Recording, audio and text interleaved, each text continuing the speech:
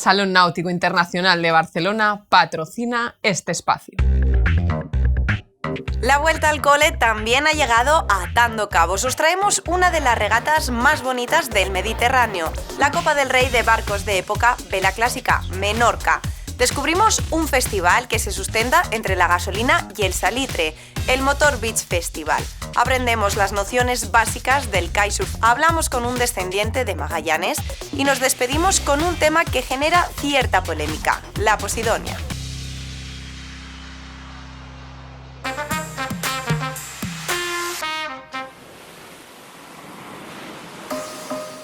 Un puñado de los barcos más bellos del mundo se han dado cita en Mahón para rememorar en forma de competición la navegación más pura, clásica y tradicional. Son en sí mismos un símbolo de arte naval que evocan las historias y las hazañas de antiguos navegantes. Ellos son el corazón y la fuerza de esta regata Vela Clásica Menorca, Copa del Rey de barcos de época.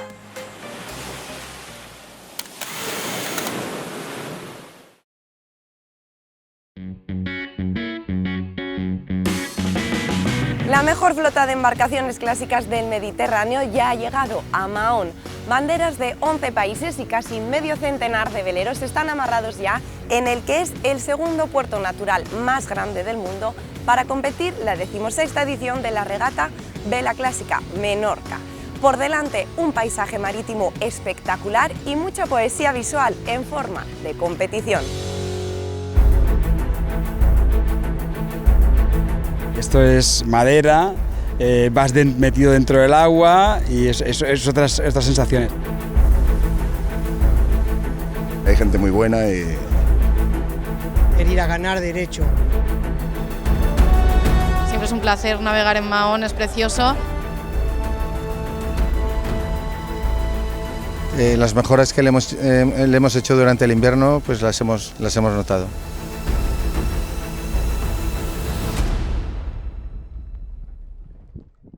Cuatro categorías componen el total de la flota. Vamos a empezar con los más antiguos, aquellos votados antes de 1950 y que tienen la mayor en forma de trapecio. Son los barcos de época cangreja.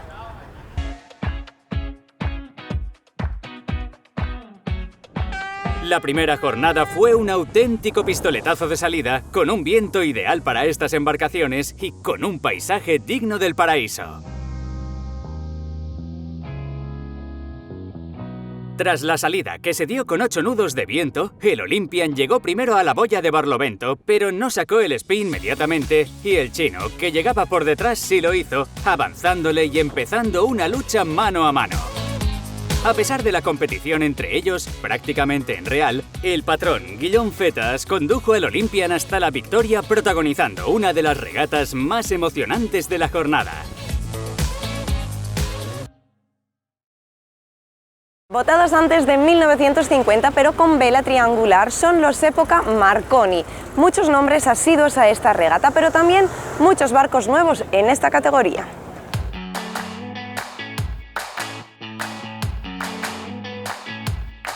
El Rowdy, un New York 49 del Royal Irish Yacht Club, ganó por primera vez esta regata en 2015, triunfo que siempre se aspira a repetir, de modo que con 2 horas y media de navegación se colaba primero en real al cruzar la línea de meta. Pero ese tiempo no fue suficiente para imponerse en compensado, donde hubiese tenido que aventajarse mucho tiempo más, ya que cedió 7 minutos al que fue el líder una vez aplicada la corrección de tiempos, de modo que no cerró la jornada entre los puestos de honor. El Skylark of 1937 fue por detrás del Halloween el tercero que cruzó la llegada, y con un tiempo de 2 horas 43 minutos invertidos se colocaba segundo en la clasificación provisional. Con menos de 1 minuto de diferencia hacía su entrada el Chipino, que se colocaba primero en la clasificación de barcos de época bermudiana tras aplicar el rating. Un puesto al que está acostumbrado, ya que acudía a la competición como vigente campeón de la clase, de modo que con esta primera jornada corroboraba su condición de cabeza de serie. Entre 1950 y 1975 se catalogan los barcos clásicos. Es la categoría con más inscritos de la regata. El Argos, vigente campeón, buscará revalidar el título, pero tiene una larga lista de competidores que no se lo van a poner nada fácil.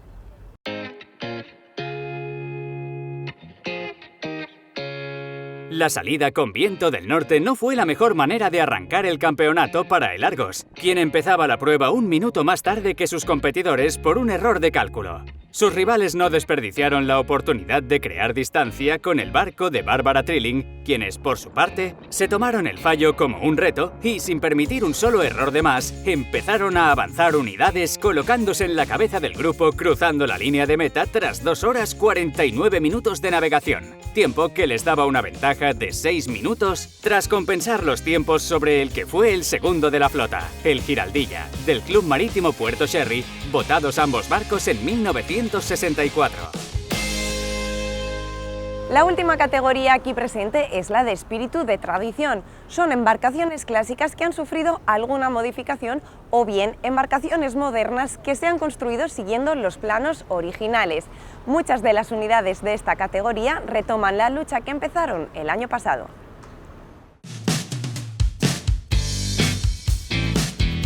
El barco alemán Happy Forever había logrado colocarse en cabeza al llegar a la Isla del Aire, donde las embarcaciones tenían que cruzar una línea imaginaria entre una baliza y la isla. Pero el Happy Forever tomó la boya por estribor en vez de por babor, teniendo que enmendar el error y, por tanto, perdiendo el liderato en favor del Kalima, que recuperaba su posición habitual y se colocaba en el primer lugar. La segunda y tercera jornada de competición estuvo marcada por un anticiclón que dejó sin viento el campo de regatas, de modo que las posiciones provisionales se convirtieron en definitivas.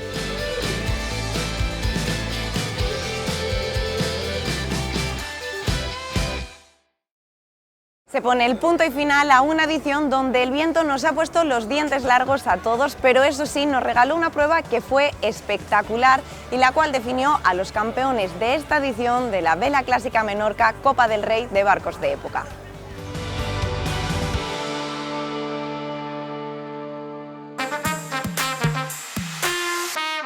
Hoy os traemos a Los Cuatro Vientos, un evento que ha tenido como novedad este año potenciar su vertiente más deportiva. Es el Motor Beach Festival, un festival que hace culto al estilo de vida basado en la playa. Se ha celebrado en Asturias y mezcla gasolina con las motos y el salitre con el surf.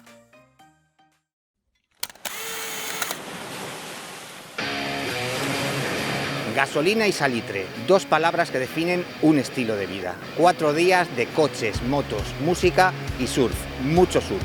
Bienvenidos a Asturias, bienvenidos al Motor Beach Festival.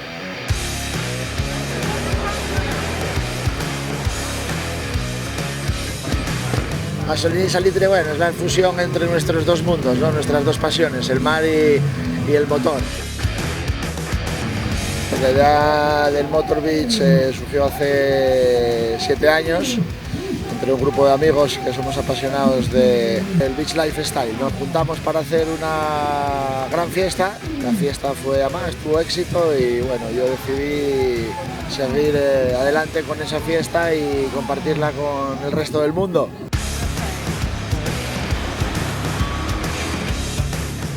Había una media de 8.000, 10.000 personas y hombre, yo creo que la afición, la familia, la gente que viene se lo pasa bien, ven que es un festival familiar, no solamente porque pueda venir gente de todas las edades, sino porque nosotros somos familiares, cercanos y todo el mundo se queda aquí de un año para otro y ya es como un punto de quedada y eso va aumentando y más y más.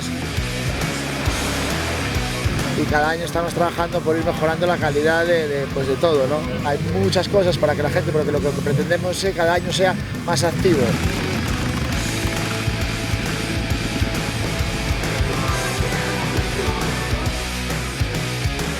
Hemos querido ampliar el contenido que tenía el Motor Beach, aparte de las motos y el longboard. Hemos querido darle mucho más contenido a la playa y hemos querido darle un contenido deportivo. Hemos ampliado la oferta del longboard, hemos invitado a surfistas de todo el mundo, hay franceses, alemanes, lo mejor de España.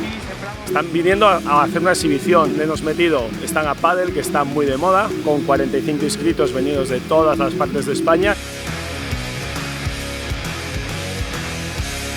Bueno, muy bonita, muy entretenida, paraje muy bonito, pero dura, dura hasta el lado del mar movido. Al final casi 6 kilómetros y bueno, ahí poniéndonos lo difícil aquí el compañero. Contentos porque el stand-up paddle en Asturias empieza a coger un poco de fuerza, se empiezan a ver carreras, se empieza a ver un poco de ambiente supero. Tenemos una travesía a nado también. Tenemos a 75 participantes, el máximo no podíamos coger más, que van a hacer una travesía a nado de 1.200 metros. Pues tenemos 2 embarcaciones con 2 socorristas en cada lancha, aparte de un patrón, ¿vale? Los socorristas están formados en salvamento y en primeros auxilios y los patrones pues son patrones titulados. Y nada, más o menos cubrimos la prueba entre las boyas por si algún deportista se cansa o se cae al agua, le da un tirón o lo que sea, poder acercarla aunque sea hasta la orilla.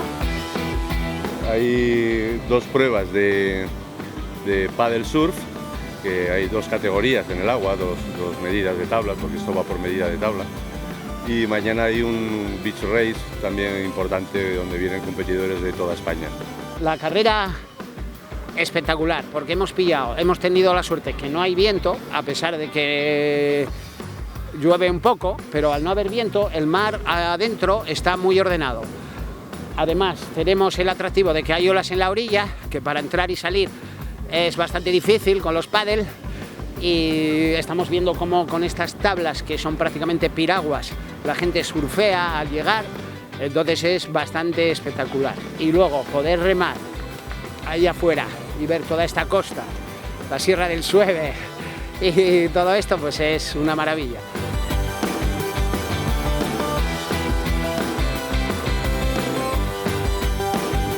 Hay categorías de menores, sub 16, sub 14, sub 12 y sub 10. Son recorridos más cortos. Hay aquí gente que está compitiendo en europeos, incluso preparando mundiales. Tenemos un chico de 16 años que apunta a olímpico. Todo habrá que verlo, pero hay gente muy buena en este deporte. Es una carrera muy divertida, ha sido un recorrido muy bonito y con unos rivales, la verdad es que muy duros y amigos de siempre, vamos. He corrido con ellos desde que soy pequeño y me llevo genial. Estamos muy satisfechos del resultado.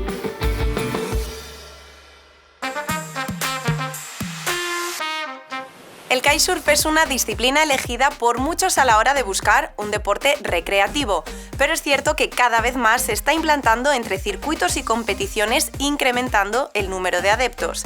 Nosotros, para no quedarnos atrás, hemos salido de plató para aprender las nociones básicas de este deporte náutico.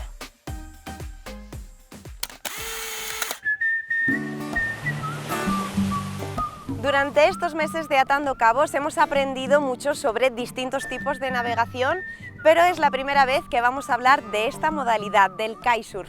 Y para eso contamos con Milo, que es monitor de kitesurf, que nos vas a dar unas pequeñas nociones sobre este deporte. El equipo consta de una cometa, normalmente solemos tener 2, una grande para poco viento y una pequeña para mucho viento. ¿Y esta, por ejemplo, cuál es? Esta es una 12 metros, sería la grande. Hay más, pero bueno, lo estándar sería una 12 para poco viento y una 8 para mucho viento. Una tabla, que actualmente se encuentran de epoxi y madera, que es lo más estándar. La tabla incluso es más difícil de elegir que la cometa, pero bueno, básicamente llevas una tabla más bien grande para aprender. Después de que pasas el proceso de aprendizaje, pues ya tendrías una tabla más adecuada, más pequeña. Vas descalzo, metes aquí los pies y ya está, tú aquí ya vas navegando. La barra, que es muy principal. Volante, ¿no? Sí, y bueno, básicamente tiene unas cuerdas que se llaman líneas, que se conectan a la cometa, tienen unos 25 metros. ¿Cuál es la seguridad con la que cuenta este deporte, que a lo mejor a priori pues gente puede pensar que es peligroso por las líneas o por la velocidad? Bueno, está catalogado como un deporte de riesgo, ¿vale? Pero no lo es tanto. Si tú lo manejas con lo que tienes que saber y cierta precaución, no tiene por qué pasar nada. Ahora vamos a coger las líneas y llevarlas rectas hasta llegar a la cometa, porque esto es imprescindible para que no haya ninguna línea cruzada, ya que si tú conectas mal las líneas, la cometa no te obedecería. Son 4 líneas únicamente. ¿Por qué esta es más gruesa que esta? Estas 2 líneas, que son las centrales, son las líneas de potencia, es realmente por donde nosotros nos vamos a cargar. Estas 2 líneas están conectadas a la parte central de la barra, ese tubo negro que vistes, y a la vez a tu arnés, con lo cual nos vamos a cargar solo de estas. Y estas 2 son las que van en las puntas de la barra, en los extremos de la barra, con la que vamos a controlar la cometa. O sea, potencia y dirección. Potencia y dirección. Ahora mismo ya las tenemos estiradas, ¿vale? Las líneas. Conectarlo es un nudo de alondra, o sea, es un nudo súper simple, un nudo plano. Esto es una gaza y lo transformas, digamos, en una alondra. Coges un nudo, aprietas fuerte y ya. Tiras. Y este es el arnés. Bueno, pues lo primero sería eso, colocar el arnés. Imagínate que, bueno, que vamos a levantarla y bueno, lo primero que se ha de conectar sería el LIS. Esto es lo que nos da la seguridad. Te conecta a una parte móvil, ¿vale? Que está conectada a una línea. La vara tiene un movimiento que es hacia arriba y hacia abajo, ¿vale? Aquí gradúa la potencia. Más potencia abajo, menos potencia arriba, ¿vale? Agarra la barra y luego tienes tan sencillo como tiras de la derecha y de la izquierda y la cometa tiras de estas líneas y te hace caso. Soltar primero la barra, eso sería como la primera seguridad, entre comillas. Al soltar la barra, ya arriba casi no tiran nada. Vale. Entonces, que tenemos suerte los que queremos aprender este deporte hoy en día, ya hemos avanzado. Sí, porque antes no era así, antes no lo despotenciaban así. Bueno, a los que lo intentaron antes, que lo vuelvan a intentar, que ahora es seguro que aciertan. Más seguro y un pelín más fácil.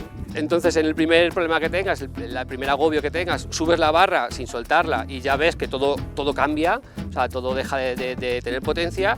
Y bueno, tenemos un problema aún más grave, sueltas la barra completamente, ¿vale? Y tienes un eyector, ¿vale? Que es esta seguridad, siempre vienen de color rojo, ¿vale? Sí. Con una flechita, entonces sencillamente agarrarías y tirarías para arriba, ¿vale? Esto se suelta, ¿vale? La cometa, como tiene cierta presión por el viento, cierta fuerza, la cometa se va hacia adelante. Entonces esto se queda en el agua, ¿vale? Y ya está. Que se provoca algo mayor y que tienes que soltarte, es complicado. O sea, normalmente no se suelta, pero incluso si tú te quisieras, por ejemplo... ya es el caso máximo. Claro, tienes un eyector, tiras para adelante, ¿vale? Y ahí ya perderías, pues, la cometa. Y nada más, básicamente sería algo así. Nos quedaría alzar el vuelo y despegar, ¿no? Sí, ¿te animas o qué?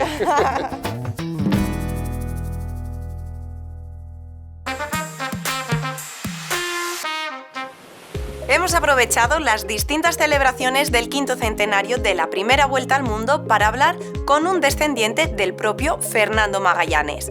Él es Manuel Vilas-Boas y de su testimonio conocemos mucho más a fondo al militar, explorador, marino y navegante portugués, así como a sus descendientes en la actualidad.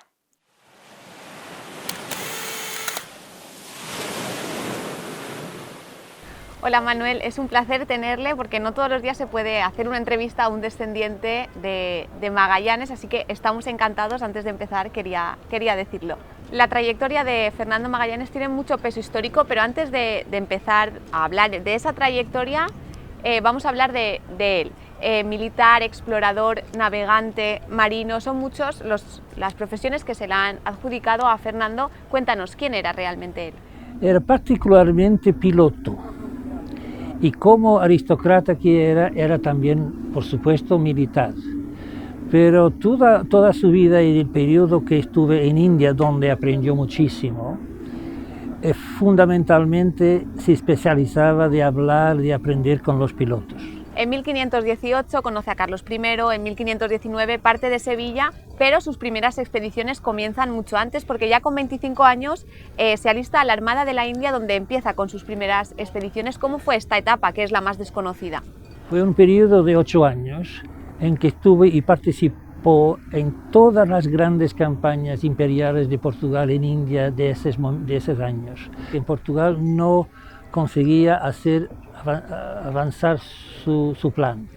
Y el plan que tenía era el de descubrir el pasaje en Sudamérica que pasaría del Atlántico al Pacífico. Nadie lo conocía y había varias tentativas, tanto españolas como portuguesas, de descubrir ese pasaje, pero nadie lo sabía exactamente. Entonces va a España y ahí habla con Carlos I, que estaba recién llegado de Flandes, ni hablaba en ese momento una palabra de español, y entonces entienden los dos. Carlos I se entusiasmó con este plan de partir a descubrir el Pacífico, el océano que estaba del otro lado de América, y por supuesto llegar a las islas del comercio portugués de especiarías. Porque Hernando de Magallanes es el primer europeo en llegar a muchos sitios en todo el mundo. Bueno, fue pasando por la costa de Brasil, Argentina, hasta Río de la Plata se conocía ya, pero abajo no. Y ahí tuvo grandes problemas de tempestades y también de un motín muy grave que tuvo de la tripulación que tenía. Después de este motín que controló, que dominó, encontró el pasaje que todo el mundo deseaba. Y este pasaje es lo que llamamos hoy el Estrecho de Magallanes. Fue una cosa extraordinaria de conseguir encontrar el pasaje del Atlántico al Pacífico y abrir el Pacífico al proyecto de Carlos I y de Magallanes, que era abrir el Pacífico al comercio de España.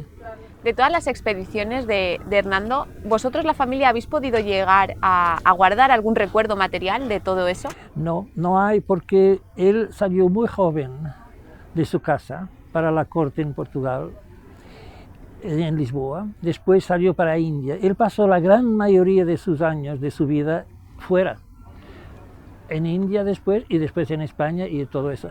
Es decir, que hay muy poco que se puede encontrar de Magallanes, efectivamente. Sus padres sí, se conoce una casa que tenían, que está en la ciudad de Gaia, cerca de Porto, en el norte, pero se conoce muy poco. Y ya para acabar, dos titulares. Uno, ¿quién fue Fernando Magallanes? ¿Cómo lo definirías en un titular? Y dos, ¿cómo lo ve la sociedad actualmente? Yo personalmente es un genio. Hoy es considerado como alguien que abrió puertas y caminos en partes del mundo que no se conocían. Por ejemplo, el Estrecho, pero también existen las nublas de Magallanes, que son las galaxias más próximas de la Tierra. Existen otros pingüines de Magallanes en Patagonia que se llaman de Magallanes. Muchas cosas. El nombre de Magallanes está por todas partes, en provincias de Chile, universidades, sondas de la NASA que van a Venus, por ejemplo. Es increíble. Si lo haces un Google de Magallanes, te salen las cosas más espantosas. Hasta un equipo de béisbol en Venezuela. Fíjate. Manuel, muchas gracias. Ha sido un placer charlar este ratito con usted. La Posidonia cada verano es motivo de mucha controversia, por eso hemos querido hablar con Asier Fernández de ello para despedir este Atando Cabos. Ibiza y Formentera, la verdad es que tiene unas aguas que es quizás nuestro principal reclamo turístico, son las aguas que tenemos. Y estas aguas no están así de transparentes por casualidad, es por una planta, pero es una planta que tiene varias funciones. La planta se llama Posidonia, ¿vale? Vive en el mar, no es una alga, es una planta que vive dentro del mar hasta profundidades de 40 metros porque tiene que hacer la fotosíntesis. A partir de esa profundidad ya no hay luz, no puede hacer la fotosíntesis, no puede vivir. Esta planta tiene una función muy importante y principal, que es oxigenar la atmósfera. 1 metro cuadrado de pradera de Posidonia oxigena el equivalente a 3 metros cuadrados de selva amazónica.